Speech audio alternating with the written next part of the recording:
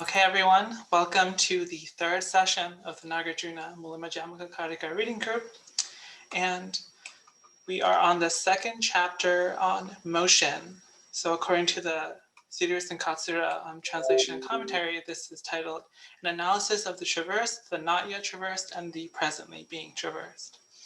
So this is a really cool chapter. Gregor's coming. It's a really cool chapter. I think what's really interesting about this chapter is that even though it focuses specifically on motion, there are a lot of ways in which the basic structure of the arguments used about motion can actually be applied to a lot of different kinds of phenomenon of a similar character. So that's a really cool thing. So I like how we're getting this sort of insight to this sort of general approach to various kinds of conventional phenomena, but through the lens of analyzing a particular kind of phenomena. So that's pretty useful, I think.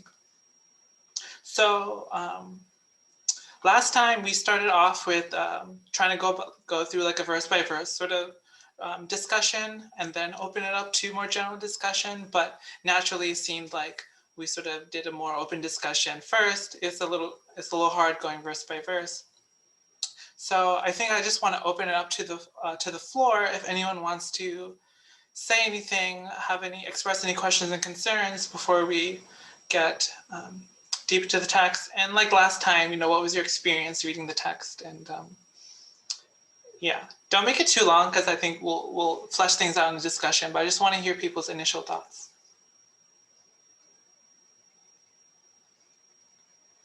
And you can just like speak up. I thought it was, oh, hey, Gregor. Sorry, I just wanted to apologize for being late. Oh, don't worry about it. Thanks for showing up. Thank you. I thought it was very interesting, also quite difficult. I missed the last session. And I also haven't read the previous chapter yet. But it was very well. The things that I understood, I found very mind-boggling. And there's also some things that I just can't make sense of really yet. So I hope to understand more after this session.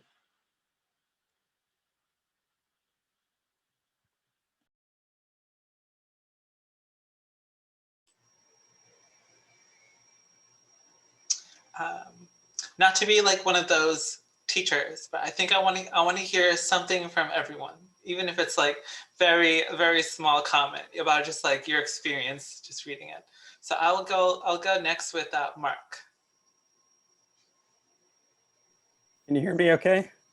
Mm-hmm. I spent a long time reading this chapter, and there were just a few verses that were really, really difficult. I think I posted something on the Facebook. I think it was verses 3 and 4 that were just so difficult. But after reading several different translations, I sort of got an intuitive sense of what it means, but I don't even think I could explain it really in clear words.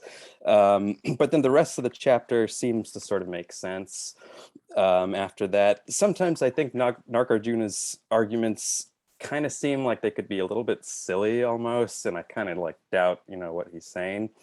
And then the other thing, I wasn't going to mention this, but I think you could apply the same argument to there's movement and then there's stillness. And I think the whole argument could apply to stillness, and to say that stillness doesn't have a swabhava or its own being. Like if you have an object that's still, there's no stillness separate from the object that's still. So that's about it. I just want to comment on that real quick. I think that totally makes sense because, to the extent that, motion and rest don't really make sense other than in terms of each other, then you'd assume that if you can deconstruct one, you can likewise deconstruct the other. And maybe stillness is actually existing here or present here in discussions of like the not yet traversed or have been have just been traversed. Maybe those are points of reference in which stillness is playing, precisely to sort of undermine like the idea of motion being a locus of any one of those locations. But I won't say too much. Brian, do you have any comments? Yeah, I find this interesting from like a sort of like an ontological or cosmological sort of bend, because it kind of I have my reading isn't as deep as I would have liked. So I haven't spent really enough time with the text. I've run through it a couple of times, but I'm curious to see how we flesh it out here, because I'm curious if the direction is sort of going in is that there's an equivalence between going, and space, like that, an agent is constituted by action, if action is the only thing, and then if that constitutes space and agent. I don't know if it seems like maybe it's kind of positioning all of those things in the to be like kind of inseparable, maybe. I don't know. So that's kind of the juxtaposition in my mind is like, is that where this is that the point that's being made here? I'm not sure yet.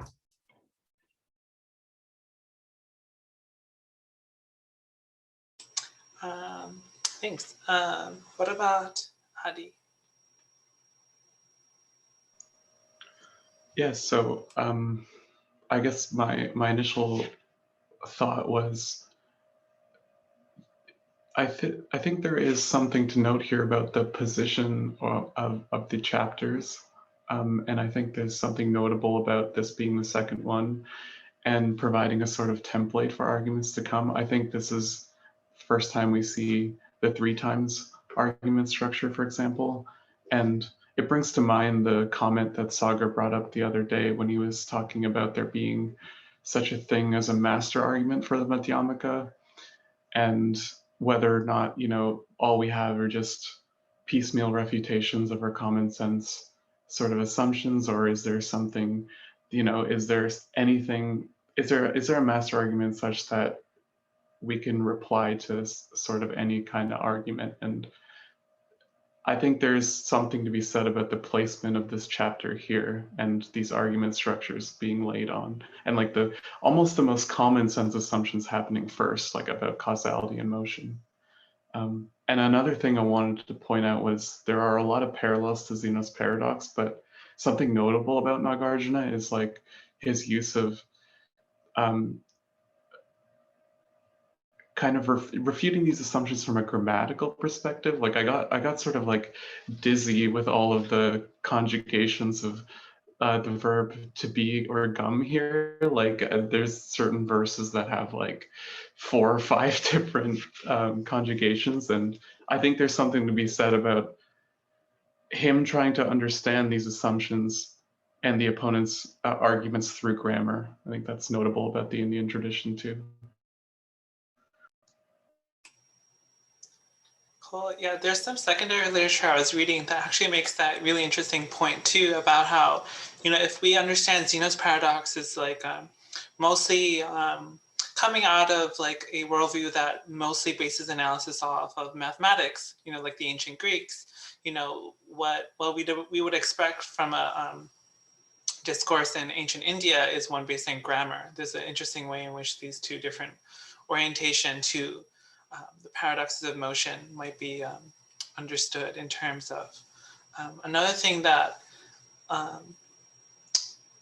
I thought about with some of the things you're saying is this sort of issue with, I think, dialectical analysis, whether or not a dialectical analysis is particular to the very thing in which it's caught up in or investigating, or is there a formal structure that we could bring to, every kind of analysis that we might, any kind of dialectical analysis we might conduct. So, is there an underlying formal structure to dialectic of X, dialectic of Y, dialectic of Z? or is that undialectical? Because maybe the more proper dialectical form is to operate immanently within the terms found in your object of analysis. So there's a similar kind of like particular versus like universal problematic here that I'm reminded of. Yeah, cool. Gregor, do you have anything to say? And if anyone like doesn't want to say anything, that's fine. I'm just like, I'm not trying to be too forceful here. Well, unfortunately, or luckily, did the reading just be a few minutes before the session started. That's why I was late.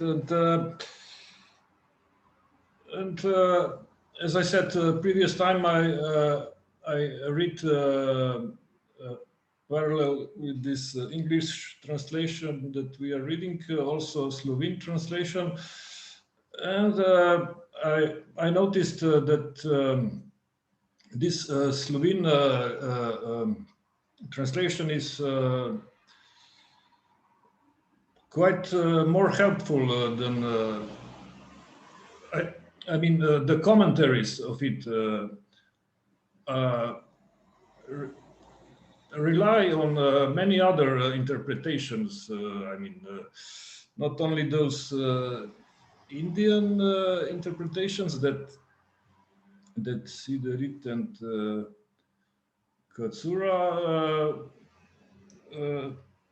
speak of, but also contemporary, like, of course, this Garfield and many others and so on. But also they put the entire development of these verses in some historical perspective. I mean, they explained what's the point of all this. I mean, for example, what Nāgārjuna tried to do when he wrote this actual discourse, and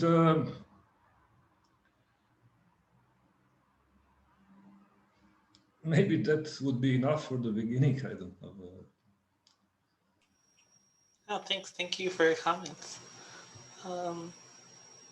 Juan, do you want to say anything?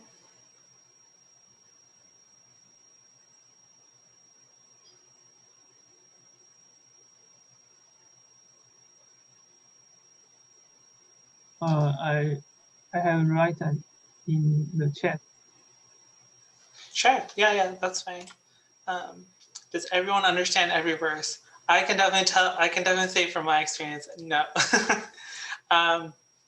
There are a few that seem very straightforward, and others are difficult. And the title of one of the articles I was reading is actually very relevant here, because the title of this article is called "The Deceptive Simplicity of Nāgārjuna's Arguments Against Motion." So that's like an interesting statement to put out, because there's a lot of what I think my experience with reading Madhyamaka sometimes, and maybe this relates to what Mark said about some of the arguments seeming silly sometimes. They're almost so like banal sometimes and so simple. You think like there's something else going on, but sometimes it's just as simple as it sort of expresses itself. But maybe there's something about this tendency to seek a ultimate philosophical explanation that's like sophisticated, that makes us look beyond the deceptive simplicity of what's being argued. So yeah, sometimes it's hard to read because of that, definitely. So, but yeah, this is why we're here, to go over these things. And Dylan, do you have anything to say? Yeah, I guess I had sort of two observations. One was just to echo Aditya's point that like the way it's worded is like so like over the top complicated. Like it occurred to me, like the way you say rubber ball like 1,000 times, and at the end of the, the sort of whatever, it's like no longer a recognizable word. It's completely changed. Like going, gone, gone, gone. And I wondered if it didn't have sort of a break your brain kind of intention behind like the process of rationalizing. Like you use your fucking logic so much that it's like no longer works. And then you're like, okay, stillness, one singular individual moment, and here comes another one. And then the other was just that there were a couple assertions that I just didn't agree with. Like if you accept X, then the conclusion Y is absurd. And I kind of thought like, I don't necessarily accept X, and I kind of wonder if the word co-contiguous doesn't just solve like the problem. Are we really going to chew on this like it's a big deal? Yeah, the Zeno's paradox thing makes sense. I think can't step in the same river twice is another one that you could look at. And that's it. Cool, thanks for those comments.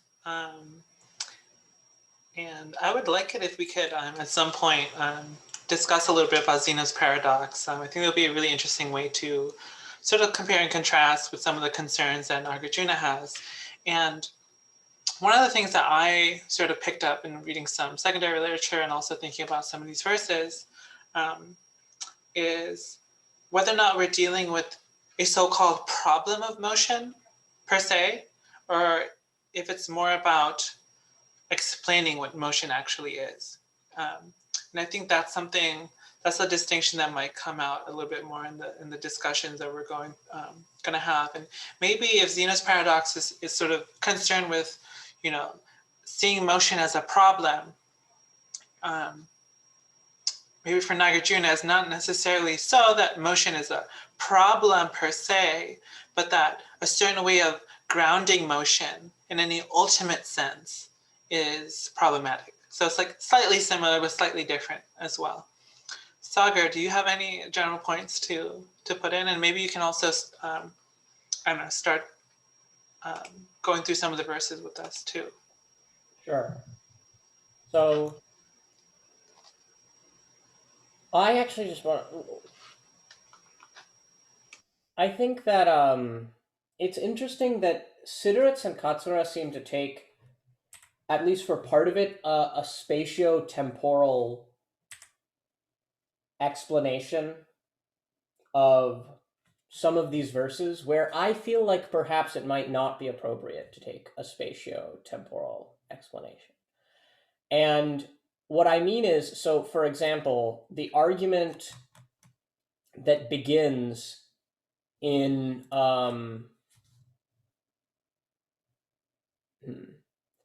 like the argument that's presented, for example, in verses 3 and 4, how will it hold that the act of going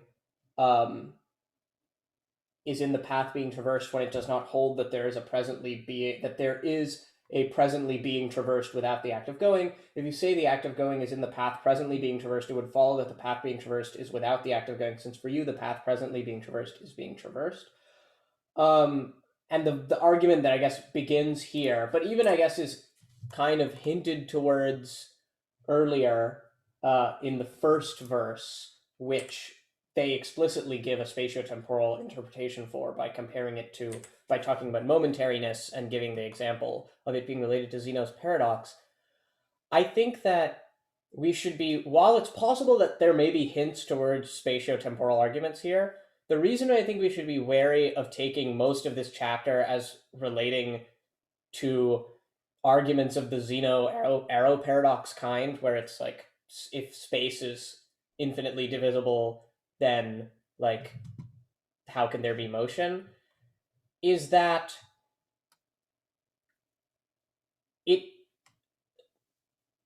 there's a lot of references outside of this chapter to arguments in this chapter that become hard to make sense of if we take the spatiotemporal interpretation. Like, for example, in chapter 10, which we'll hopefully get to eventually, Nāgārjuna remarks in the discussion of fire and fuel in that chapter that the remaining points concerning these have already been discussed in the treatment of motion in chapter 2. And Chandrakirti actually explicitly says that what this statement means is we can substitute what has burned for what has moved and apply the exact, and what has not burned for what has not moved, what is presently burning for what is presently moving, and just like apply the exact same argument from the second chapter. And then this doesn't exactly seem to make a ton of sense if we take the second chapter's arguments to be about an argument against a model of motion that like presupposes discontinuous time, but a spatial continuum across which a thing is moving. Because then, you know, a burning flame, for example, arguably stays where it is. It doesn't necessarily have to involve spatial displacement. But if we refrain from thinking of the whole thing in spatiotemporal terms, there are other ways, I guess, that I'll say, just to finish this initial thing before we go to the verses, there are other ways to think of it that allow us perhaps to better make sense of how this argument might be not really just restricted to motion, but seeing this as motion here as almost being as a template for the illustration of this argument.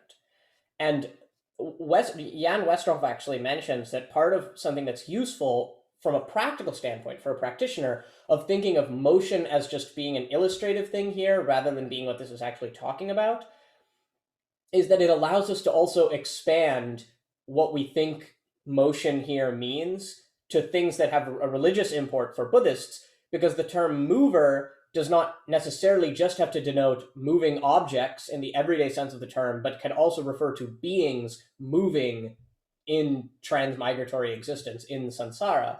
And so in analyzing certain mistaken presuppositions behind statements like the mover moves, the goer goes, or whatever, we could think of this as clearing away misconceptions that may arise at the core of the Buddhist view of sentient beings. And this thus has this practical relevance that we can get out of this if we allow ourselves to expand what we think the possible applications of the arguments here are beyond just spatio-temporal stuff.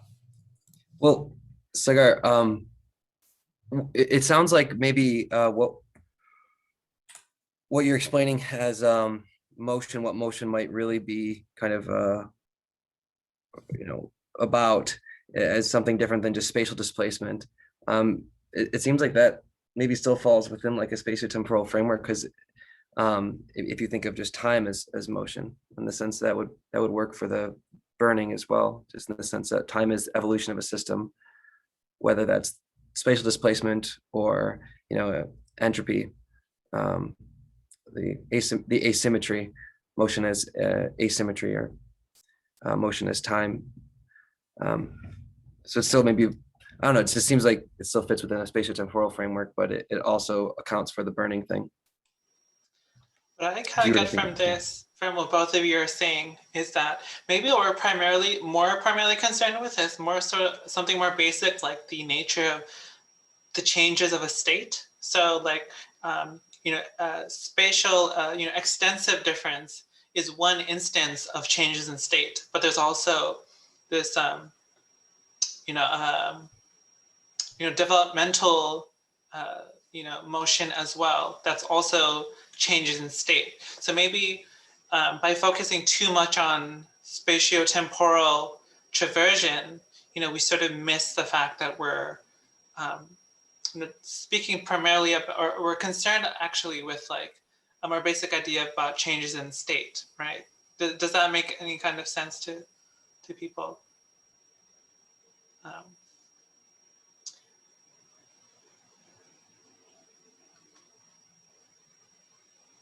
So I thought I kind of sort of drew a line between the sort of spatio temporal, the sort of spatial movement with a kind of temporal developmental movement too, because so if the argument against the presently being traversed as a locus of motion well, actually, no, I think I'm getting too ahead of myself. Sorry, I forget that. Does anyone have any other comments to say in response to what has been said, or can we move on to the first verse? Because I think it'd be nice to get started on the verses.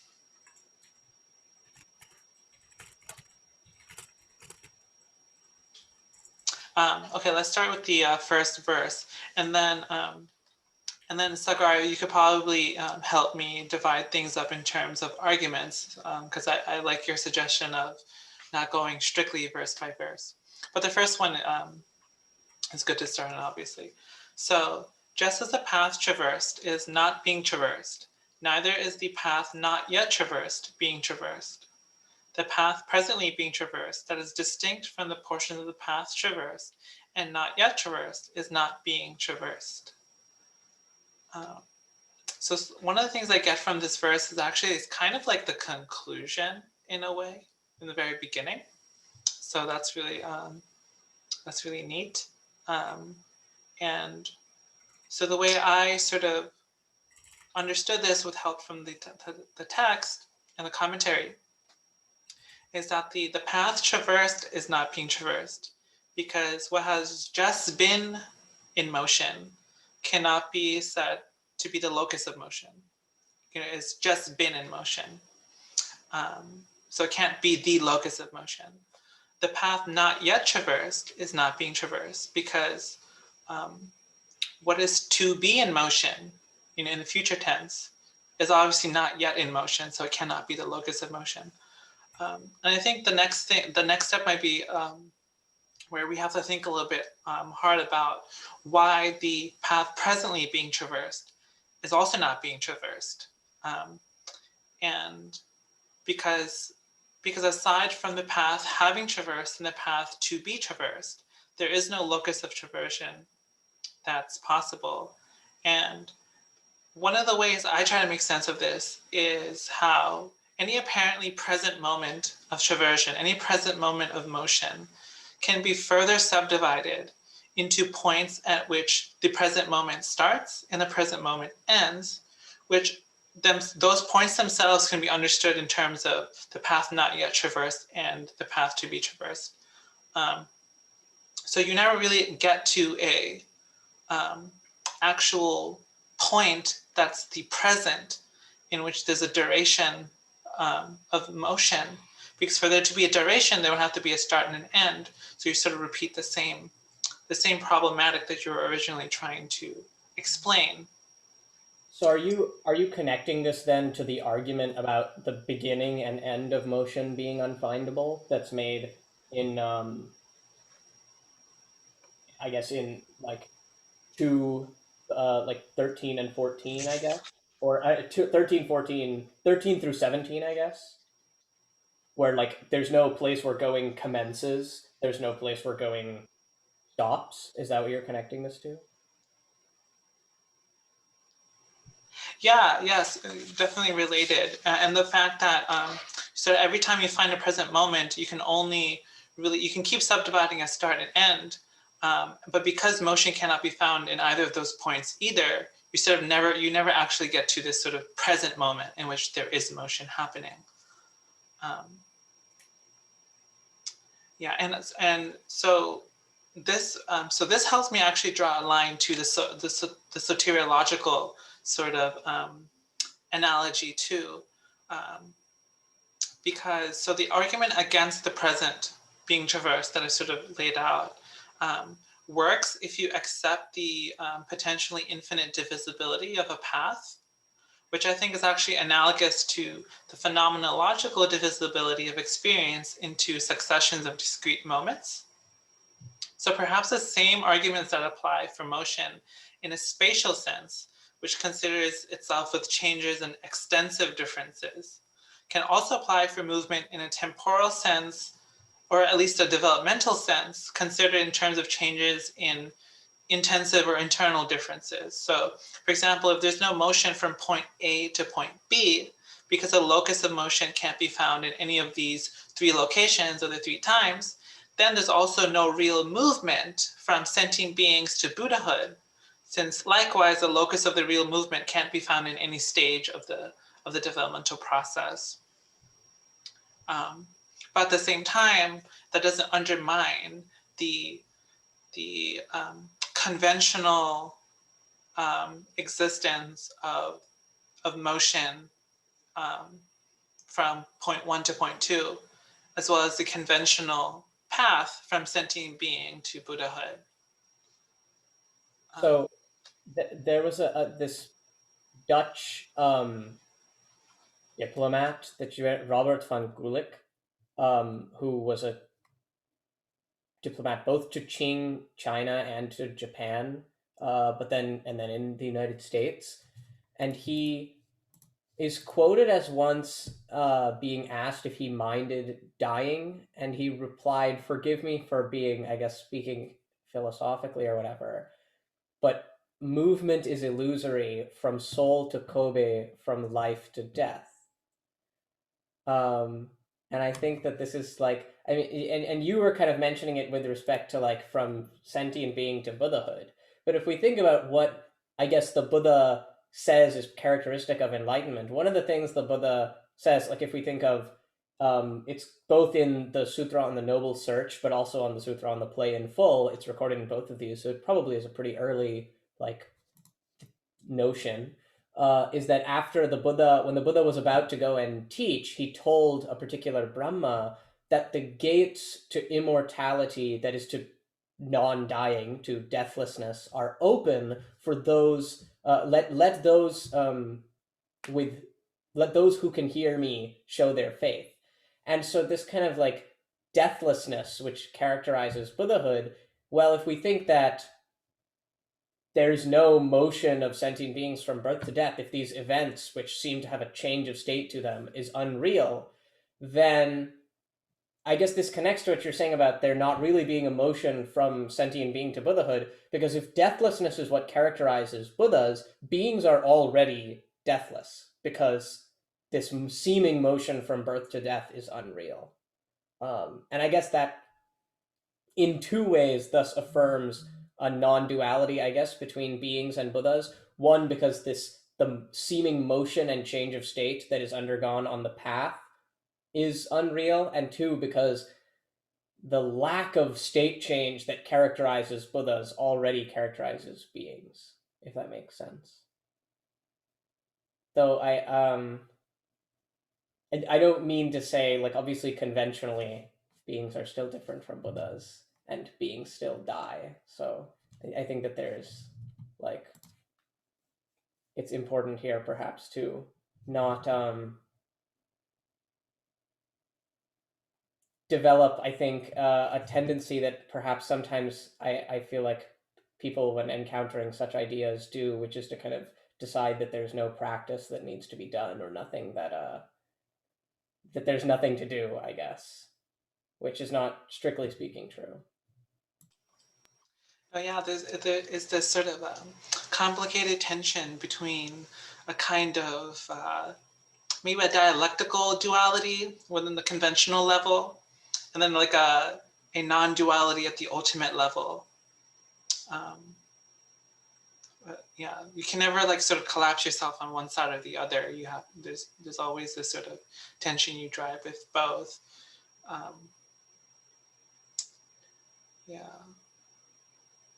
I like this idea of how, like, from the conventional level, there's a distinction between conventional and ultimate, and from the ultimate, there's neither conventional nor ultimate, because there's no distinction there from the ultimate standpoint. But even then, this idea of an ultimate standpoint in which the duality is dissolved is also from the conventional standpoint too, which I guess just points to how the ultimate is just beyond categorical proliferation entirely. I don't know how relevant that was as a response. One thing that I want to bring up actually is something I picked up in an article by Evyatar Shulman in Commitments of a Madhyamaka Trickster, Innovation in Chandrakirti's Prasanapada. And I actually didn't finish the whole thing,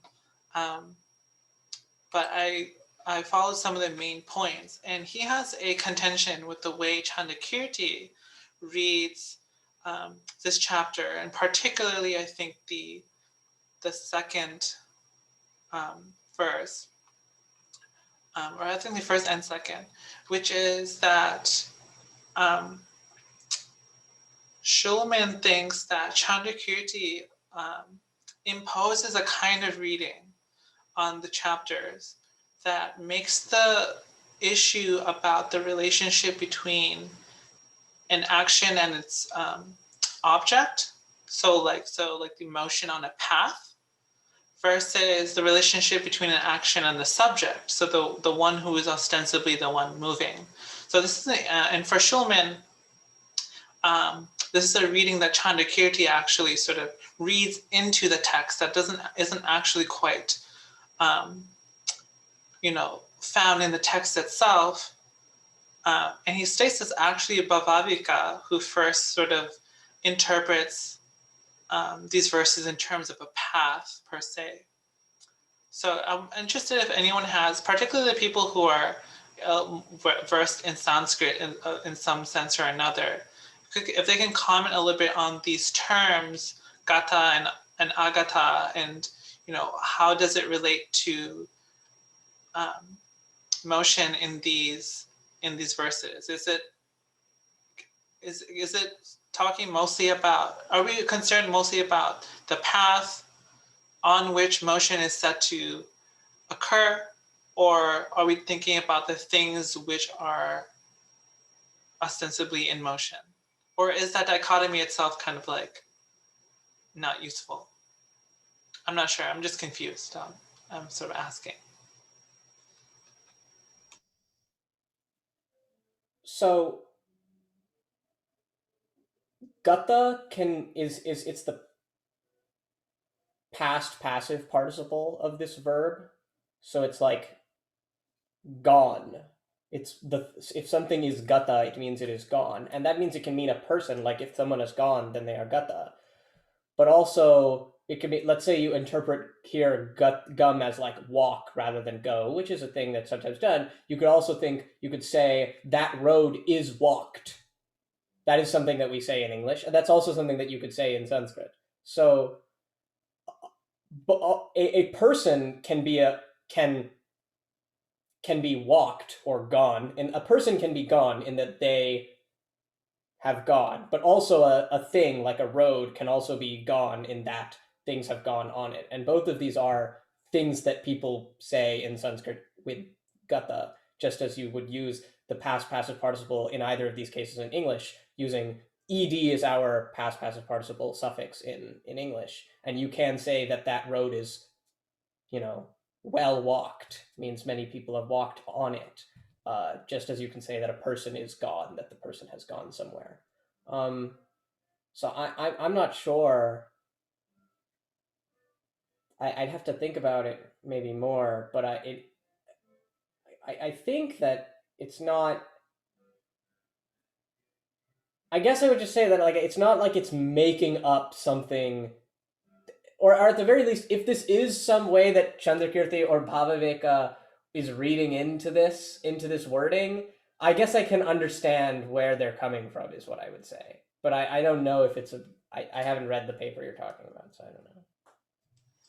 I guess my follow-up question that you can answer or not, maybe it's a rhetorical question of some kind, or thinking out loud, is I just freaking lost my question. Whenever I qualify my questions before I actually ask them, then I tend to forget them. Maybe I'll think of it later.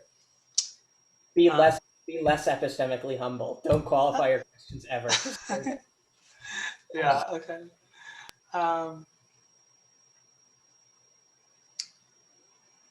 Yeah. Anyway, I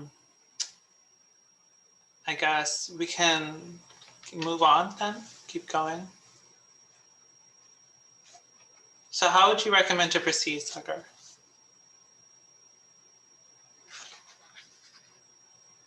So there's 25 verses. I think that they can be grouped into 3 ways. Perhaps maybe the first one to start with is 7 and then 18 through 21. Because those are the ones that consider the relation between the mover and the act of moving and set out to establish that these are interdependent. So if it does not hold that there is an act, should I just read these? It's only it's 5 verses, so Yeah, you should state the number too, so we can follow easier. 7. If it does not hold that there is an act of going without a goer, how will there be a goer when the act of going does not exist? It is not right to say that the goer is identical with the act of going, nor again is it right to say that the goer and act of going are distinct. If act of going and the goer were identical, then it would also follow that agent and action are one. If, on the other hand, the goer were thought to be distinct from the act of going, then there would be the act of going without a goer and a goer without an act of going. If two things are not established as either identical or distinct, then how will they be established at all? So I think that the argument here might like at first seem clear. It's just saying, oh, you can't have motion without an agent of motion. Something can't be an agent of motion if there isn't motion going on. So they are not entirely distinct in a truly independent way because they can't be conceived of without one another. But they're also not identical because agents and actions are not, I guess intuitively we don't think of them as the same thing. So it seems that they're both kind of false conceptual constructs because we can't explain them either as being the same or being different. But I think that maybe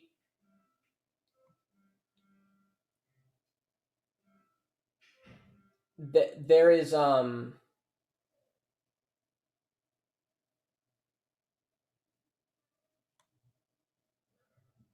more to this argument than perhaps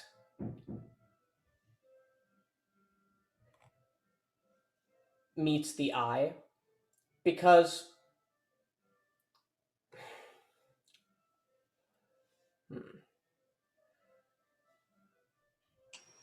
well, go ahead. I need to think of it. Yeah, sure. So one of the things that I think about when reading these particular verses is that the attempt to explain one side in terms of the other, so the act of going in terms of a goer, or a goer in terms of the act of going, you kind of can't do that because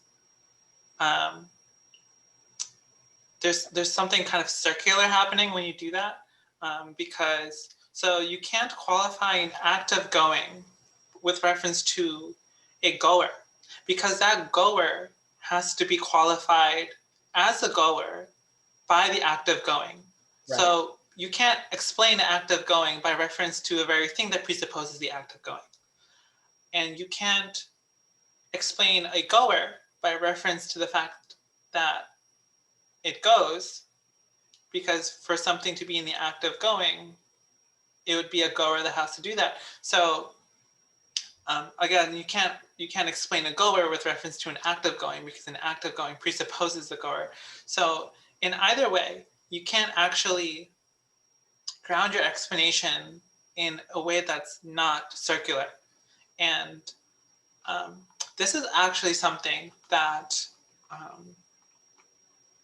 that Dan Arnold emphasizes in his interpretation of the second chapter. So in his article, which I referenced earlier, The Deceptive Simplicity of Nāgārjuna's Arguments Against Motion, one of his claim is that in general, throughout the Mulima Jamaka Karika, and on the chapter in particular,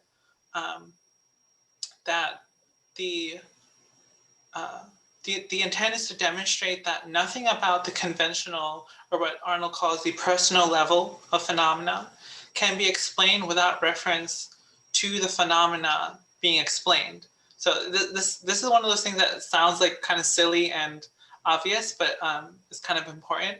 So any explanation of a given phenomenon must make sense to the perspective from which that explanation was inquired in the first place. So no explanation of conventional phenomena, including motion, can proceed without assuming the conclusion in advance, or what's otherwise known as the informal fallacy of question begging, which is a type of circular reasoning. So, so I'm going to write this thing that I typed out from my notes of reading this article, and it might be a little dense, and I hope I got it right. So the explanans, maybe I'm pronouncing these wrong too. The explanans, which is that which explains, does the explaining, is always expressed in terms that are shared with the explanandum, which is what inquires for the explanation. So no explanation can make use of resources that lie outside of the purview of the perspective from which the explanation is inquired.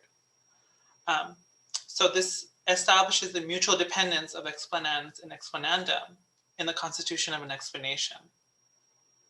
So basically what this means is that you can only explain conventional phenomenon in terms of conventional phenomenon in a circular way. And one of the demonstrations of this whole chapter on motion is to show that every time we try to explain motion by reference to something outside of motion, all you're doing is actually presupposing motion in your explanation of motion. And Arnold emphasizes that this is one of the strategies that Nāgārjuna deploys to undermine the attempt to ground conventional phenomena on some ultimate level of dharmas, for example, because explanation in terms of dharmas, explanations in terms of the ultimate level can only make sense from an ultimate perspective. So you can't explain conventional phenomenon in terms of an ultimate, in terms of ultimates, because you're mixing up the two domains in which explanations make sense. And ultimately, explanations don't happen on the ultimate level. So explanations only exist on the conventional level, and they're circular. So this is Arnold's way of basically saying that the problem is not motion per se, but the problem is that whenever we try to explain motion, we're always presupposing motion in some way. There's a circular nature to the explanation of conventional phenomenon. So any attempt to reduce them to some ultimate impersonal level is just not applicable. Unless and so we have to understand that the so-called reduction to ultimate constituents is itself a part of a conventional enterprise. And I don't know, so this is what some of these verses made me think of, in the sense that every time we try to explain a goer in terms of an act of going, or an act of going in terms of a goer, you have this circuitous explanation that's happening where you're sort of assuming the other that you're using to explain what you're trying to explain. So you're really not explaining anything. You're kind of just like doing this exercise to sort of state what you think is already the case. And that's fine from a sort of conventional point of view. But if we're undertaking the Abhidhamma project of grounding conventional phenomena on some ultimately real foundations, then this doesn't hold. So what does grounding mean here? I guess grounding, like, so a conventional phenomenon like a person can be reducible and subdivided into its constituent aggregates, which are also decomposable in terms of momentary dharmas, which themselves are self-grounding. So meaning their existence and their explanation. So conventional persons, the explanation for that refers back to dharmas and aggregates as their foundations. So dharmas ground the existence of persons. But from the Abhidhammic point of view that we're sort of critiquing here, the dharmas are also not self-grounding. So ground, I guess, is something that makes something else possible.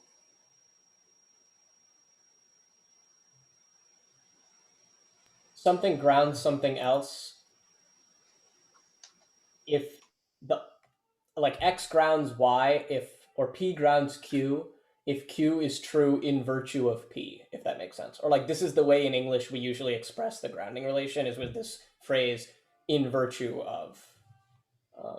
I don't know if that helps, but or sometimes due to the fact that, I guess. Oh.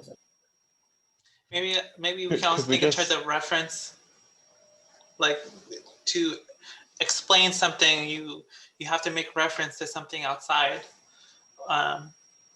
Whereas maybe something that's ultimately self-grounding needs no reference to anything outside. It sort of references itself in a way.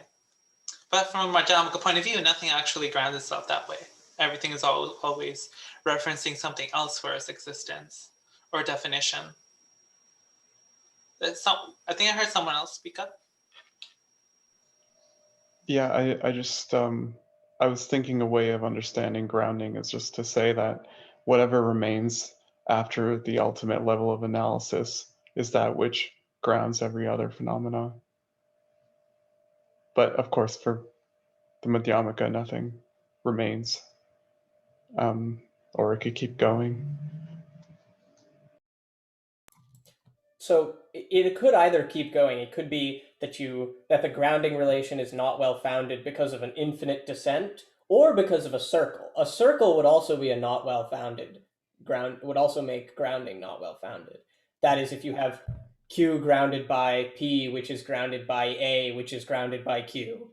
This kind of circle also is a circle would still be an infinite regress, no? Like it just wouldn't be an infinite descent because you wouldn't it goes infinitely in a circle, yeah.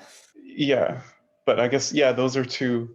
I think maybe the circle is more along the lines of a Madhyamaka analysis of things. But who knows, actually? The infinite regress is used a lot too.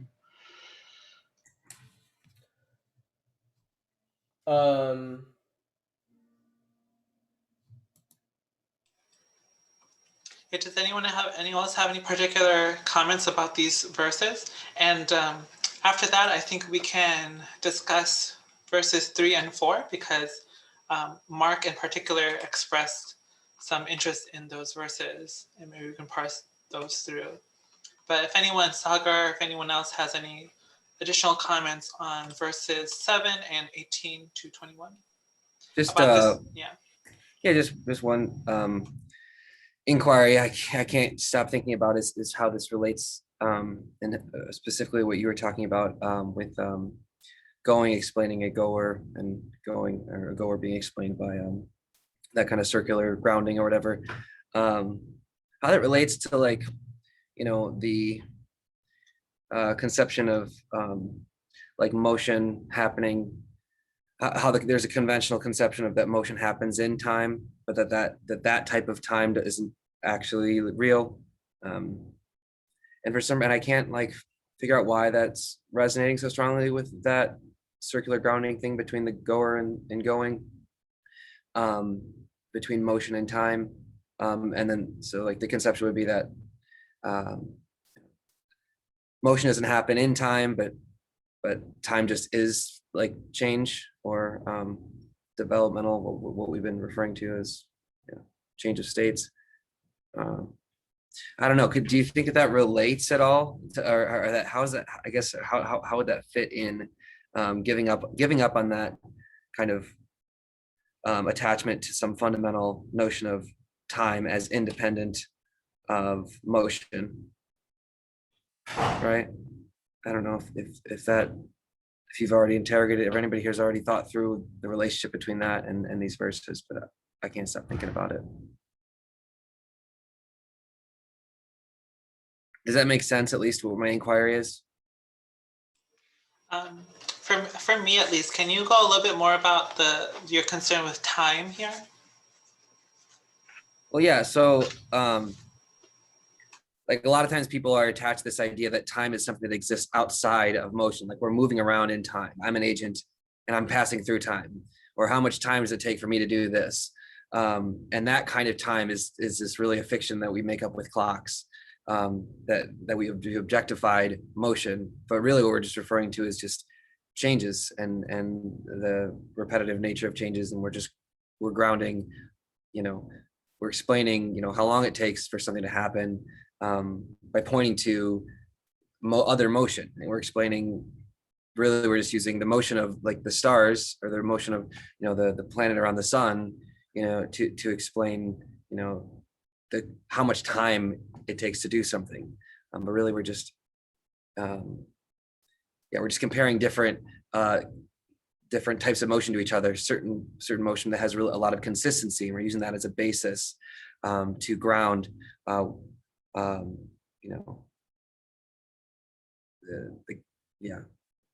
to ground like the complexity or the content of motion. So I don't know, I just feel like that fits in, or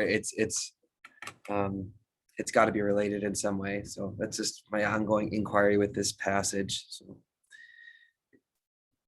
if you had an answer, I would just like to know it, so I don't have to keep thinking about it. If anybody knows how that would relate. Well, chapter 19 explicitly deals with time. Okay. And I definitely think that, with time, when an analysis of motion or introversion, there's definitely time and space that's both implicated. So I think you can definitely draw out parallel insights into the,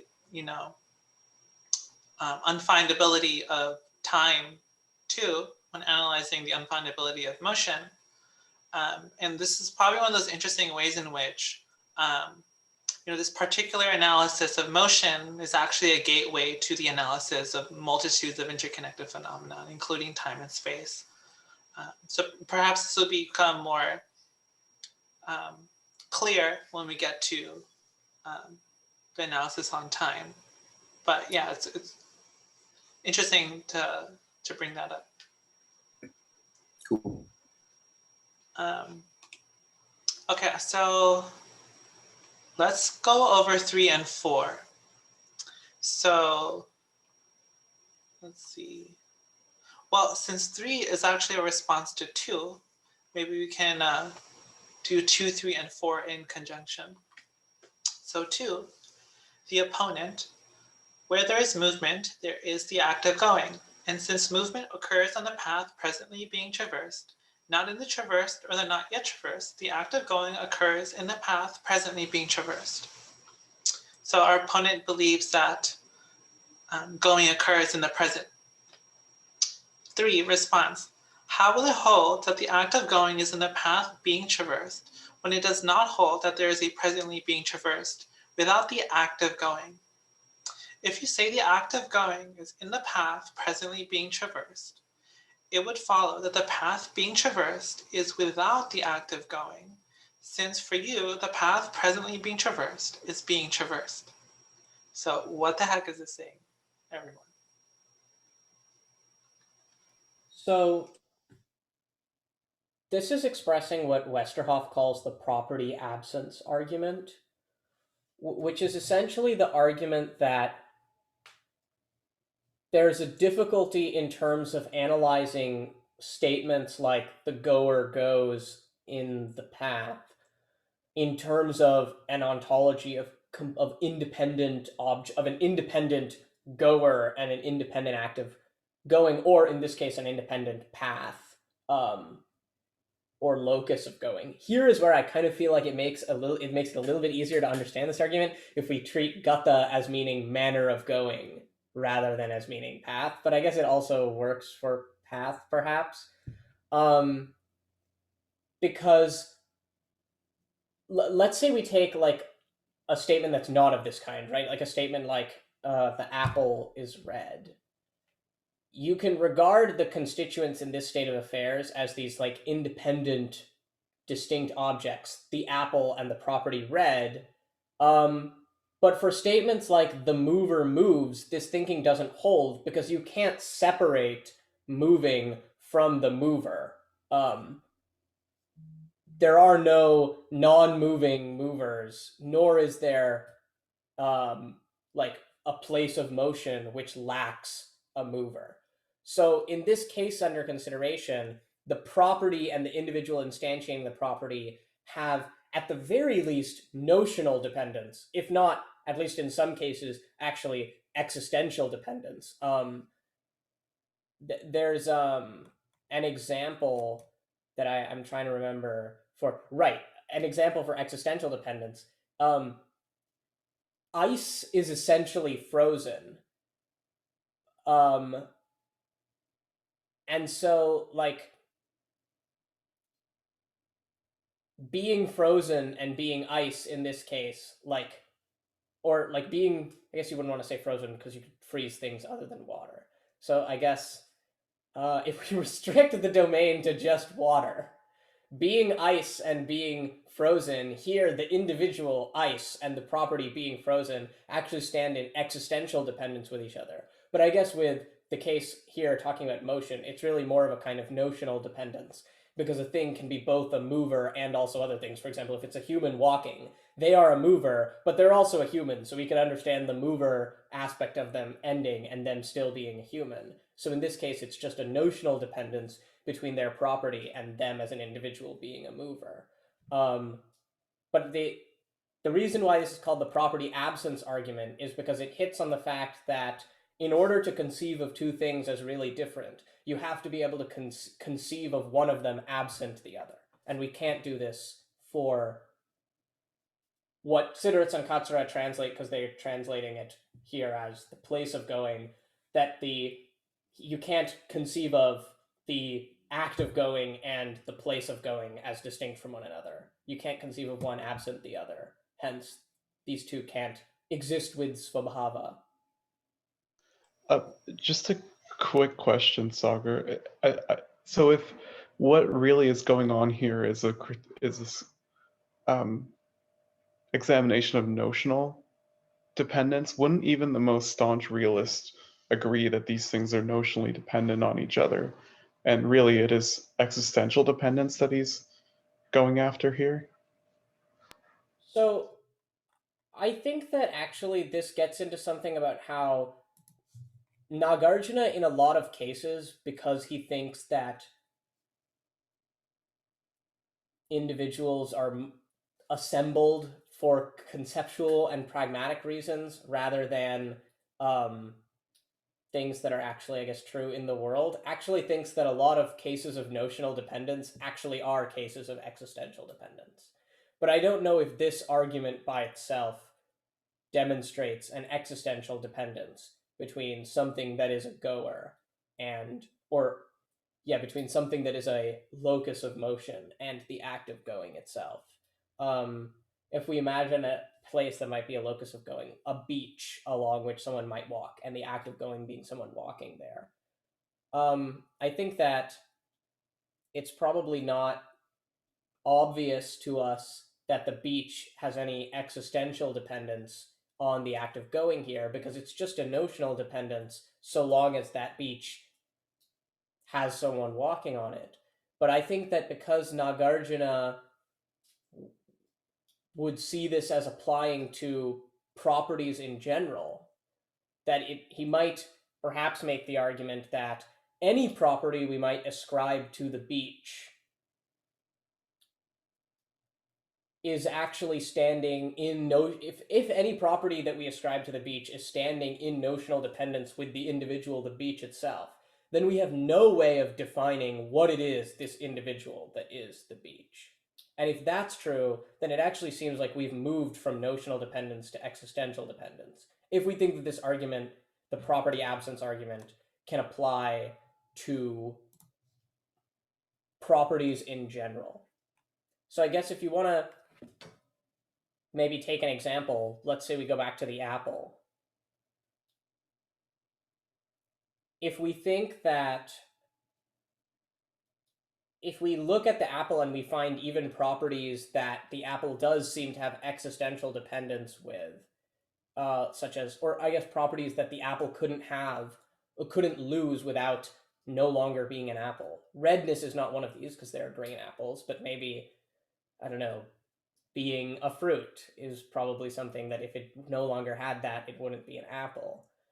If through some path of constantly reapplying these arguments to every single term we apply here, to the term fruit, to all of these different categories, we find that we're not really able to pin down what an apple is, then the notional dependence on each other of these different categories could, I guess, lead us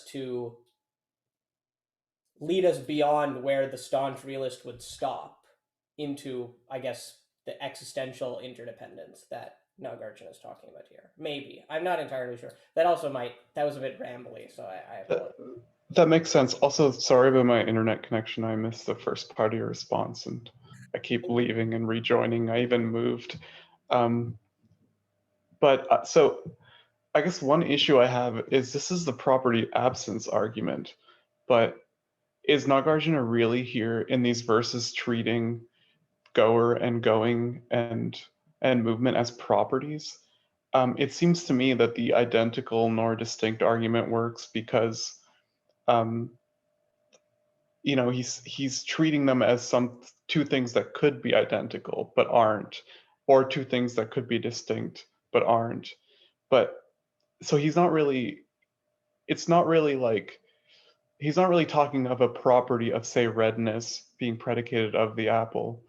So if you start with this something that could be the locus of a property and a property, I think that you could say that a property is neither identical nor distinct from that which bears the property without saying that, well, because they're neither identical nor distinct, neither of them exist with svabhava or independently. Like, I think there is a third option here if you treat it as a property and that which could be predicated of, which I think, the realist might want to do. But I don't know if Nāgārjuna sufficiently answers that here. I think he's already kind of assuming that they are two things that could be identical or distinct. I think you're right, and I think that perhaps the response, or I guess the thing to say about this is that as Siddharth and Katsura say in the introduction, there's not one master argument for emptiness, and each argument is being employed in order to deconstruct a particular way of viewing the world that involves svabhava. So I guess it's true that the realist could reconfigure, or I guess not reconfigure, but like not have their worldview configured in the way that this argument is trying to pick out, in which case naturally this argument wouldn't apply. But I suppose the strategy of the Madhyamika is to keep tearing down bits of like individual ways that things could appear to exist with svabhava until an insight or a philosophical insight of sorts is gained that this could go on forever. Perhaps it is better to stop trying to ascribe svabhava to things in the first place. But I do agree that this argument doesn't have universal applicability. Yeah, so now I'm thinking about it. Maybe I could phrase it like this. So movement is an independent, say, property of the locus of the mover, but when it's only ever instantiated when the mover moves. And I think could that not be a way of getting around it? Like, sure, they are independent in the way that it's only ever instantiated when the mover moves. They're independent in that sense, in which case I would say that's notional dependence, but it's not existential dependence because one is a property, one is a subject. Anyway, sorry, I'm also like kind of rambling at this point. Actually, Sagar, if you could maybe, I hope this isn't too much to ask, if you could sort of give like a short formal summary of exactly what the property absence argument is, that would help me a little bit. Oh, you're muted.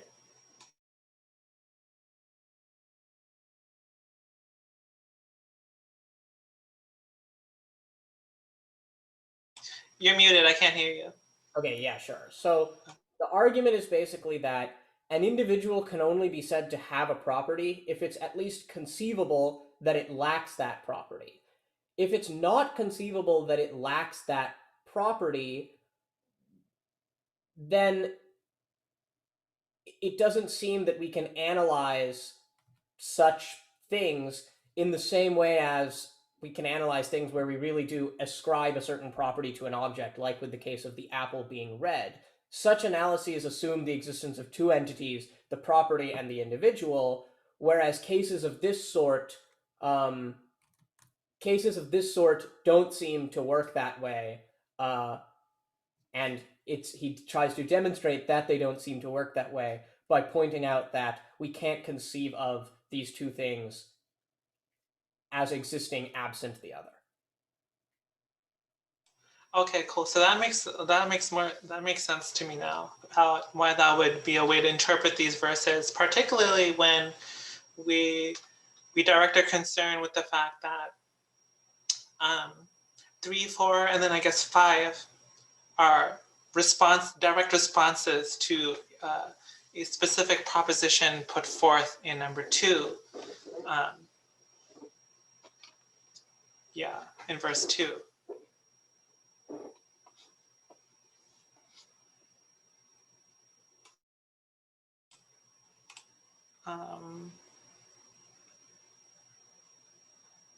Aditya asks, an agent can lack the property of movement. Is Nāgārjuna begging the question by rendering the agent as mover?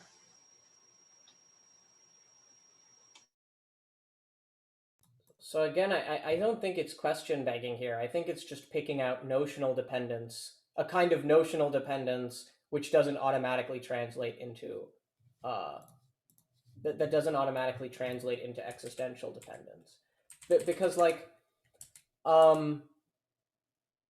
Northern England depends on Southern England, but this isn't existential dependence, right? If some crazy like climate change thing happened or something and all of Northern England got submerged, I actually don't think that would happen. That's not possible. But like whatever, you know what I'm saying, right? And all that was left was Southern England. Southern England would still be there, but it wouldn't be Southern England anymore. The landmass, the individual would still exist, but the same notions wouldn't be applicable to it. And I think that is what Nāgārjuna is targeting here, is about a dependence between notions. And while it's true that it's not sufficient to demonstrate the emptiness of a thing just to show that it doesn't have notional independence, it does actually have to also you have to also disprove existential independence. It is still relevant to the project of showing that things are empty to demonstrate their lack of notional independence. So I think that I wouldn't say it's question begging. It's just like a very specific argument that has a particular concern, maybe. I would kind of say that Nāgārjuna's argument kind of could point out that the proposition put forth in verse 2 by the opponent is question begging, because the reference to, so the proposition, the act of going occurs in the path presently being traversed, you sort of have motion happening twice here. You have the act of going, which consists of motion, occurs in the path presently being traversed. So you're sort of using motion to explain motion. And the reason why you're trying to do that is because you're divorcing, in principle, the act of going from the path that has actually been gone. So I think that sort of relates to that property absence argument, right? But you can't actually conceive of these two independently of each other. Whereas if you do, then you sort of beg the question in your explanation by grounding one in reference to the other. And I think this sort of resonates a lot with Dan Arnold's overall point that Nāgārjuna is trying to make, or his point that he thinks Nāgārjuna is trying to make, is that any explanation of motion is almost invariably referencing back to something that already presupposes motion. And that for that reason, you can't, motion cannot actually be grounded in the ultimate sense. I just wonder if motion being notionally dependent is something practically everyone can agree upon. And this isn't, so like, this is my concern. But so I was reading it as existentially dependent personally when I was going through this chapter. And, that's a much stronger claim. And I think a claim a Madhyamaka would want to make. If it's notional dependence, I mean, I don't see what kind of ontology would prevent someone from accepting notional dependence, and it just doesn't seem like he's saying much then. One thing I just thought of actually is that, so wouldn't existential dependence presuppose that we can meaningfully distinguish two things that are existentially dependent? Whereas if we say that the act of going and the path upon which we have gone cannot even be meaningfully separated from each other, can it be said that they're existentially dependent? Can there be notional dependence without existential dependence? So perhaps we refer to notional dependence between the two to show that conceiving them as being existent in any independent way can't make sense. And if we can't establish them independently in any meaningful sense, we can't relate them in terms of existential dependence upon each other either, right? There can be notional dependence without existential dependence. I think, like using Sagar's example of North and South England would still exist, even if they just exist as pieces of land, as nation states. But this distinction is notional, the division between North and South. But what I think is important for Madhyamaka is that if you show that enough of the properties of a thing, or that enough of the concepts with which we use in order to say that a given thing is what it is, if you show that enough of these lack notional independence, you start to run out of ways to existentially qualify said thing, and you may come to a point where a thing becomes, because of every single way of talking about it lacking notional independence, finding that you either have to say that it doesn't exist or that the way in which it exists is inconceivable, because all of the ways in which you've conceived of it lack independence in terms of conception. Does that make sense? I think what Nāgārjuna is doing here is like breaking down the link between language and the world, or our concepts in the world, and insofar as he breaks those down, we can then begin to question whether or not there is a strong link, but here I'm wondering, like, does this almost work against him? Because at times I think he wants to question the language world link. So if he is questioning the language world link, then like presumably our concepts don't actually get to the way reality is. So this like notional and existential dependence are actually kind of torn apart on the Madhyamaka view, because concepts actually don't map onto the world. So there could be this because of the. That would only Oh, sorry.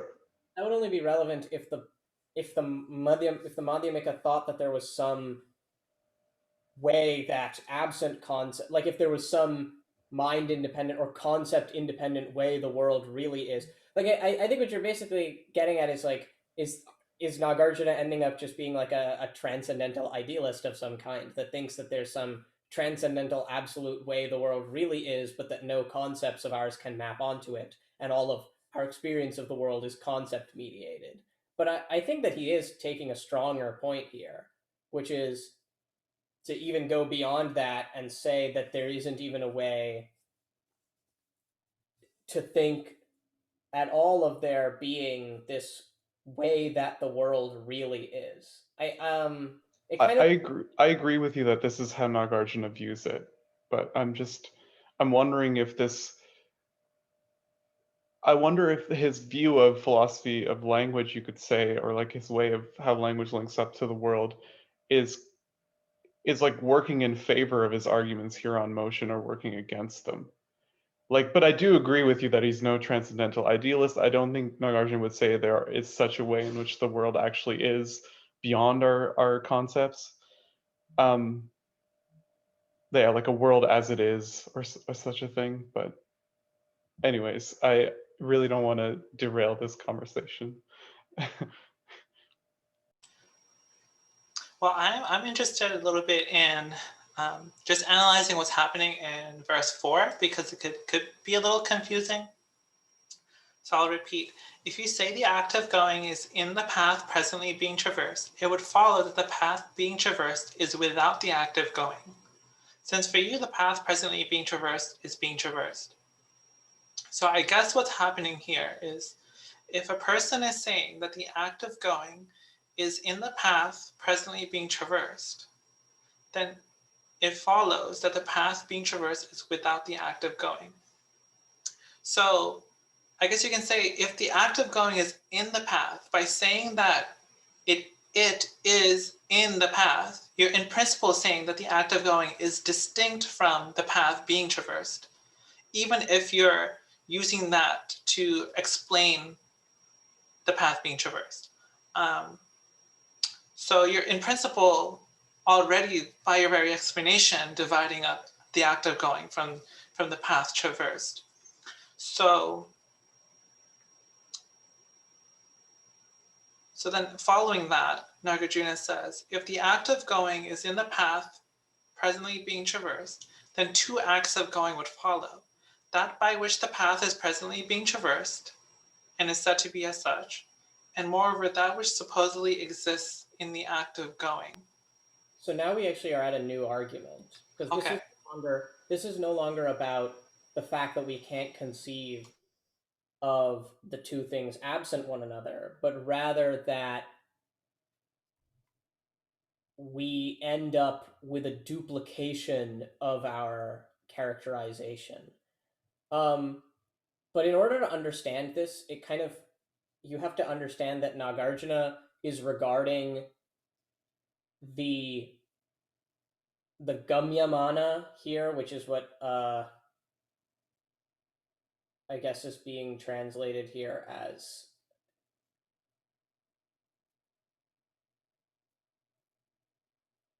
the act of going here, and that these two things are being thought of as thin individuals.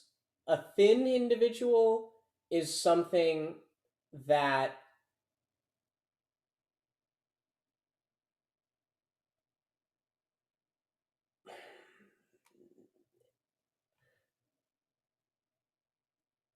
thin individuals are those whose only instantiating properties are their constitutive properties.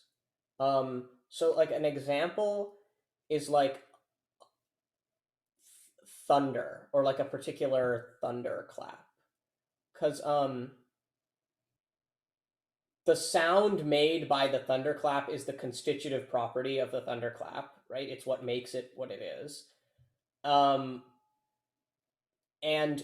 any other properties that we might ascribe to a thunderclap are just entailed by that very property, meaning all of its properties are its constitutive properties, as opposed to something like an apple, for which many of its properties are not constitutive, like its color, because we could conceive of it being with all sorts of different properties. And Nāgārjuna here is the argument here that makes sense when we understand that Nāgārjuna is considering these things to be thin individuals, because in the case of thin individuals, this analysis of analyzing objects as instantiating properties doesn't work, because there is no like if we talk about a mover, for example, or a goer, there's no non-going goer that suddenly gains the property of going. Going is the very property which makes something a goer. So if we think that we can say the goer goes, the way we can say Sagar speaks, where Sagar is obviously not a thin individual. I have properties that can leave or come back. If we think that we can analyze the goer goes in the same way, then we're saying that there's now two goings. The going that makes it a goer, its constitutive going property, and the new going that we've now just applied to it in order to characterize it with going in this analysis. But we wouldn't do that because then you're duplicating the property, which doesn't make sense. So the point here is that we can't conceive certain objects which are thin individual. This is like a contemporary metaphysics term, thin versus thick individual, but it's like evidently what Nāgārjuna is making reference to here, or rather, at least the argument doesn't make much sense if we think of it in any other way. So just by the principle of charity, it makes most sense to think of it this way, I guess. I don't know if I don't think this terminology existed in the philosophical milieu at the time. But in any case, I guess this could be seen then as an argument against analyzing thin objects in the way that we analyze other objects. And I guess one might ask, what is the point of saying that we can't conceptualize things in this way? And I actually think that you can use the example of a thin individual and its resulting duplication of properties as merely an example used to present just an extreme case of the difficulties in general with assuming a ready-made world sliced up into individuals and their properties in general. And so I actually think that maybe a way you could press this argument and show its further applicability is view this as just an edge case that is more obvious of a problem that you could apply even to say an apple, where, or let's do something even easier than an apple, like a green small sphere. And we might say at one time that sphere is small and green. But we could just as easily say that green thing is small and spherical, where we treat green thing as an individual and small and spherical as adjectives or as properties, instead of treating sphere as an individual and green and small as properties. And I don't think that this thick individual works the same way as a goer does, but maybe it can be useful to think of Nāgārjuna's duplication argument here as pointing out an edge case of a broader problem about conceiving of the world as already being split up into the things which are actually individuals and the things which are properties that instantiate in individuals, maybe. I think that makes sense, because in a way, sort of this distinction kind of has to be assumed in the first place in order to make the proposition like the act of going occurs in the path presently being traversed. You're already assuming this distinction between, the subject and its predicate in your explanation of the phenomenon in question. Oh, someone is joining.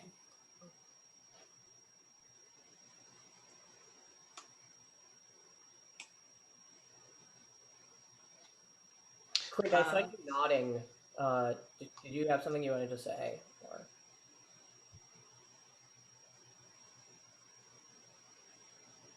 Wait, who?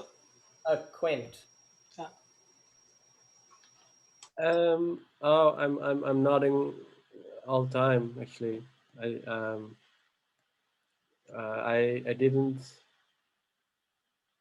didn't want to respond specifically to this point, but I will later if I think of something.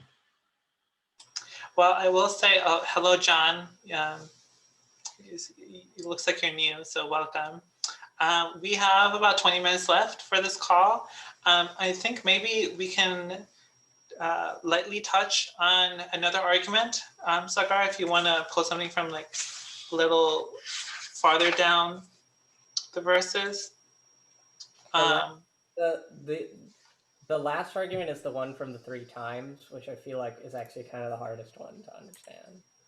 But, okay, well, let's touch on that, and then maybe we can have concluding remarks from everyone or whoever wants to say something.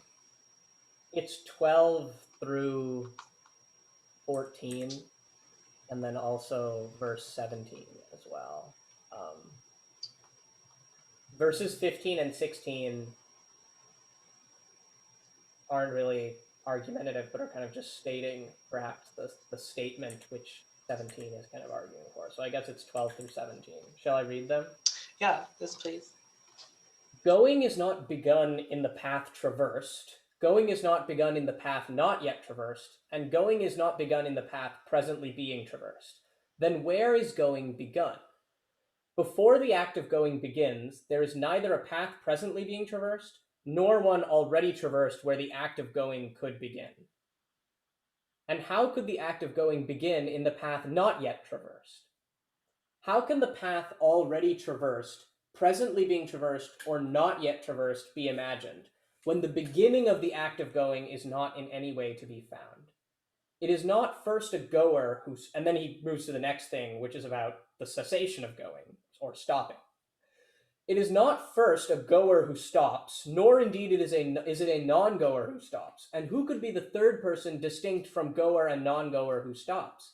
How will it ever hold in the first place that a goer stops when it never holds that there is a goer without an act of going?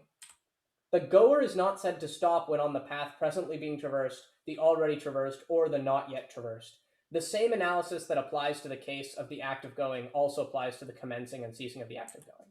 And I actually just realized 15 and 16 also seem to be about property absence, right? 15 and 16 seem to be, I mean, it's about the goer and going rather than about the path of the locus of going and going.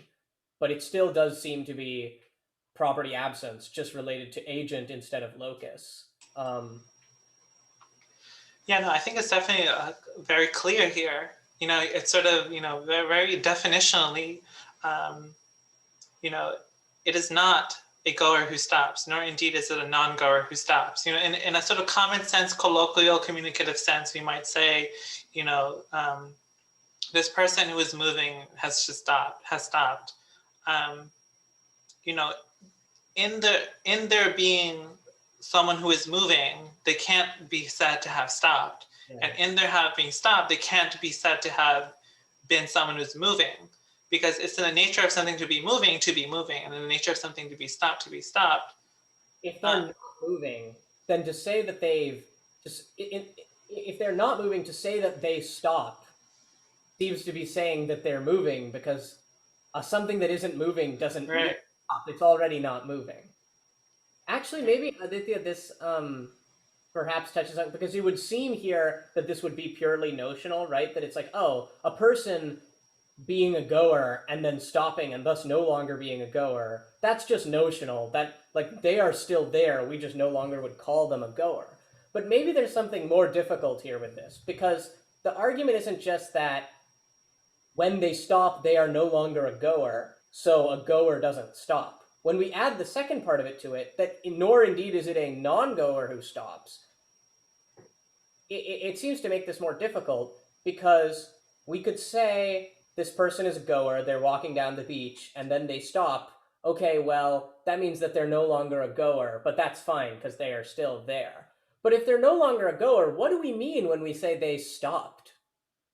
Right? If it's not a goer, it's not in motion. So what is the stopping? Stopping is Right. in motion, but if there's no motion because it's a non-goer, then stopping, then how are we saying that stopping has occurred?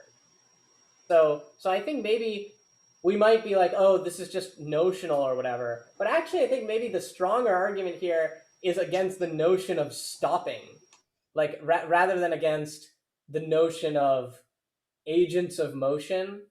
But maybe this actually, so maybe this should be thought of more as connected with 17, that the ceasing of going can't be found in any of the three times.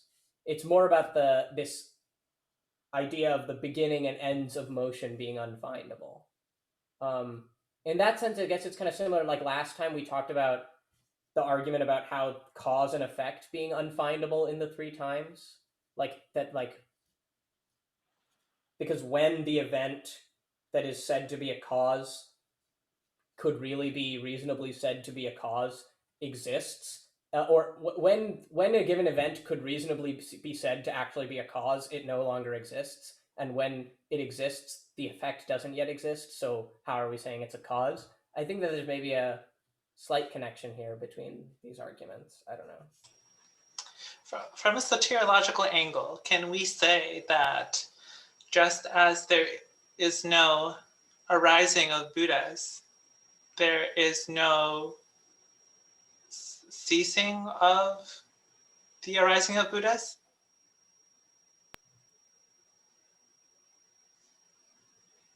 Maybe I did not word that right.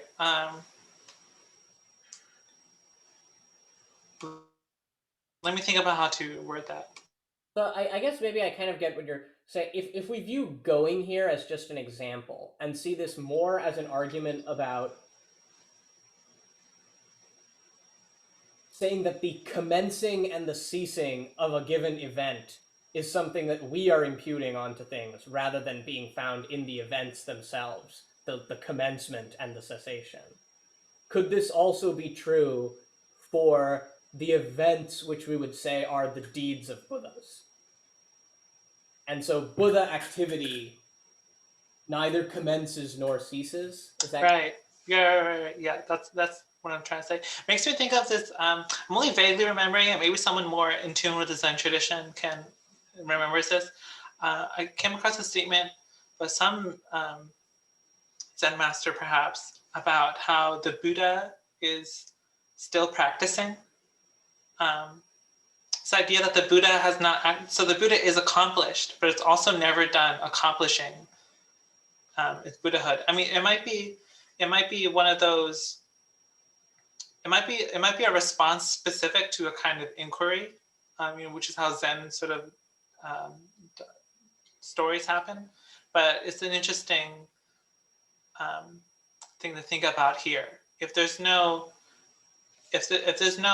movement from sentient beings to Buddhas, there's also no ceasing of the movement from sentient beings to Buddhas. So just as there is no practice of that will, there's no practice that will actually lead you to Buddhahood, but neither are Buddhas ever not practicing. It reminds me of there's some certain Prajnaparamita sutras in which Manjushri is very, man, the stuff that Manjushri says in Prajnaparamita sutras just makes no sense to me sometimes. I mean, like, sometimes I get a glimpse of maybe what he's getting at and trying to think of it in Madhyamaka terms, but there's one thing that I've always just thought is super strange that he says, but maybe it's related, maybe you have some thoughts on it, where there's one sutra where he says, I attained Buddhahood eons ago. I will never attain Buddhahood. Like, just one after another. He says just one line after another. Because somebody asks him, when will you attain Buddhahood, Manjushri? And this is what he says: I attained it eons ago. I will never attain Buddhahood. And I guess this seems kind of like this same thing, like the Buddha is still practicing, almost like there's still more to be done. But also, the Buddha is a Buddha. He's obviously attained the highest state. Manjushri maybe is getting at something like this. I remember I've been talking, I don't know how many of you know or like are friends on Facebook or something, or like know of Anne Tran, but I was talking about this with him once, and he said that this is called this dialectical, and I didn't exactly know what he meant by that at that time, to say something like this is dialectical. But maybe now thinking about this argument about commencement and cessation being kind of imputed rather than really in the events themselves, you could kind of think of there being like a mutual assuring of these two things, like where we sort of impute onto a thing a certain thing's commencement, but in doing so are imputing the cessation of a previous thing, and then in imputing the cessation of that event, we're at the same time carving up the world as such that a new event has commenced by having decided that a previous event has ceased. And Manjushri, refusing to engage in this, refusing to do so, says that, or going beyond this carving of the world up into events that commence and then cease, says that he attained Buddhahood eons ago, but also that he's never going to attain Buddhahood. I don't know. I feel like there's an interesting way you can sort of understand this from two different dimensions that I think you can approach Madhyamaka. And I'm still unsure about the actual relationship between the two, but and if one is preferable to the other. But this idea of whether or not the Madhyamaka consists of trying to understand things in sort of dynamical, paradoxical tension, versus seeing a lot of what's presented as sort of a dialectical analysis to undermine any kind of paradoxes we might have through conception. There are certain kinds of interpreters who sort of say that the point of Nāgārjuna's project, in many ways, is for you to wrestle with the tension of that paradox, as it means to upset your tendency to habitually impute inherent existence. Whereas other people might sort of emphasize, is particularly drawing from Chandrakirti, about how it's less so about wrestling with paradox and more so about sort of analyzing through a sort of logical and dialectical analysis of what, from a sort of coherent way, why nothing can be grounded. I'm not sure if I'm explaining this right. But I don't know, these two different ways of approaching what's happening with Madhyamaka analysis. I just had a comment about what Sagar was saying about the 3 times argument here, and whether or not it kind of presupposed certain conclusions that Nāgārjuna has already come to in the first chapter. And like I always think this is important, like the placement of these chapters I think has some import, and I wonder if this relies on a certain analysis of causation, because we've first seen that cause and effect can't be distinguished in this way with independent existence, because if the cause came before the effect, then why isn't the effect already produced? If the effect comes before the cause, then this isn't like what function is the cause serving, we could say. And if they arise simultaneously, then this isn't how we normally understand causality, for them to coexist and arise simultaneously. And is there something of that relationship of causation that Nāgārjuna is presupposing in his analysis of movement, as in the goer actually causes the movement to occur? Because I can see, if this is the case, then this is a very strong argument. But otherwise, what I was saying with Sagar before, where when the verse where Nāgārjuna says, besides the goer and the non-goer, what third entity could there be? Well, I want to say the third entity is this agent that could go or not go. But if there is a causal relationship here, then that wouldn't, like, my argument here wouldn't work. So is this causal relation being implied, I guess? Because then this starts to make more sense. I don't think it needs to be, because I don't think that the argument here from the 3 or like the 12 through 14 and then 17 really needs to make reference to agency at all, because I think it's more about the event act of going and the relation, and not actually about the relationship between the goer and the act of going, because it's like about the location of the point where motion begins. Because I think he's dividing the space where motion takes place into the place already moved over, the place presently traversed, and the part to be moved over in the future. And obviously, and then saying, like, where did the motion begin? If we say that motion begins in one of the places already moved over, then the moving object would have had to have come from some place adjacent in the moment before that. but that obviously can't be the case because that was where the motion began. Right, because if it's, I guess, I don't know if I'm explaining this right. I don't think that this argument really is making reference to the relationship between the agent of motion and the motion at all. I think this is just talking about, this actually is a spatiotemporal argument, I think. It's about how... The reason why I think it might not be solely a spatiotemporal argument is how he uses grammar here, which is why I think it really is like he's kind of dissecting the ways in which, I mean, the verb to go, gum, could be kind of have all these layers of gone, and then it could refer to an agent as well, and how it can, you know, be the passive tense or the present tense or the future tense. Maybe, but in 12 to 14, all he refers to is he refers to the act of going and in the place of going. Gate and gantu. Or yeah, gantu and gate. He doesn't talk about what would be gantir would be the agent of going. I'm kind of, I don't remember how to make the agentive, but like looking at the grammar, I mean, maybe this is supposed to be cross-applicable to other things, but he's making reference to the event and he's making reference to the space in which the event takes place.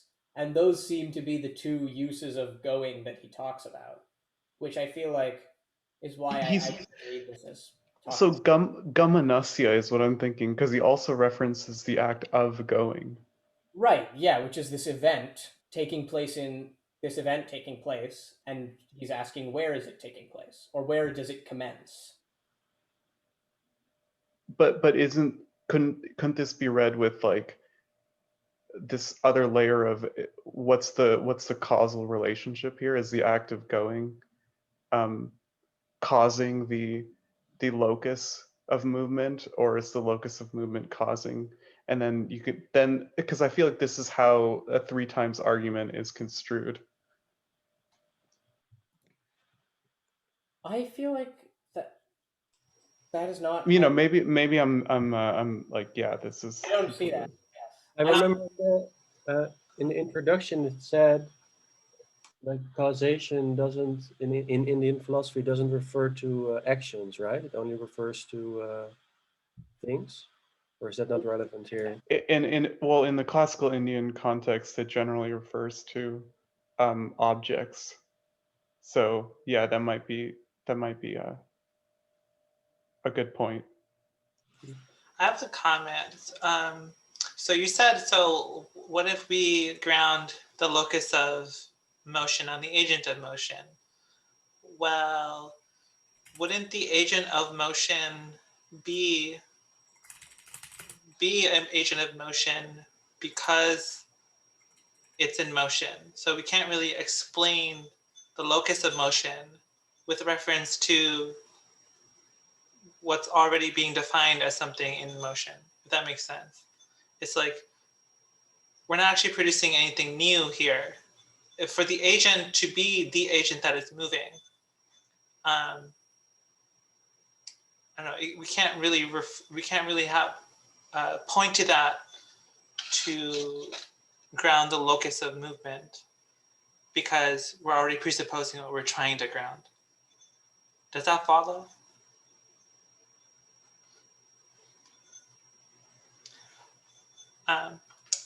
So whether or not that follows, does anyone have any concluding remarks, since we're pretty much at our end?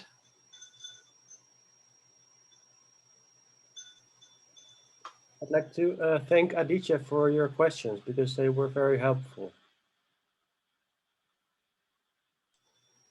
Yeah, I agree. Thanks for all the engagement. Yeah, thanks to Kazi and Sagar for holding this. These are really great every week.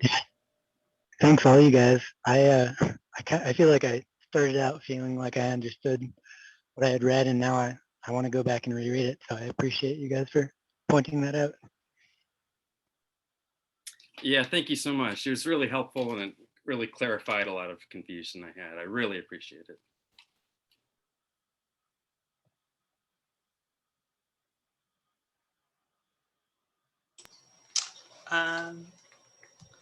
Cool. Oh, just one thing I want to point out, which the commentators point out in the very beginning, at the very end, which is sort of just implied by the whole chapter, is that because we can't ground motion in any way, so there's no going and there's no goer, that also implies that there's no destination either. I thought just an interesting point to wrap things up with. Cool. So next week, I'll be here next week. So let's do next week. Same time, obviously. Chapter 3, an analysis of the ayatanas, which in the Gargill is translated as examination of the senses. Cool. And that's actually pretty short. And then after that is an analysis of the skandhas. Maybe we should read, especially because the ayatanas and the skandhas are kind of connected. Right. 3 and 4 for next time. Yeah. Let's see. And what about the dhatus? Would that relate? I guess Well, yeah, these are all the Abhidharma categories, basically. Right? The sense bases, the like constituents of the person, and then the sense. I don't know how I would translate dhatu, but also I guess it's like senses and constituents of persons. Cool. So would 3, 4, and 5 be too much? It could be. It's like about. They're really short, right? Each of them. Yeah, they're a little short. They're 20 pages, and I think they'll probably read a little easier, especially since they're all sort of connected. And I think that would be a good way to run through a bunch of chapters at once. So, does anyone have any objections to that? Okay. Well, I also know that people are definitely working through the text on their own pace, and may need some catching up to do and stuff like that. So don't worry about even having to read everything for these meetings. We can reread and keep reading these verses over and over again to get even an iota of understanding. So yeah, so make sure you join even if you haven't read everything. At the very least, I'll read everything. I think Sagar will. So if anything, we can yap on about them. Okay, cool. So thanks everyone for showing up for this 3rd session. I'll see you next week. Thank you. See you guys. Yeah, cheers. Thanks a bunch. Bye-bye. Bye. Thank you. Thank you.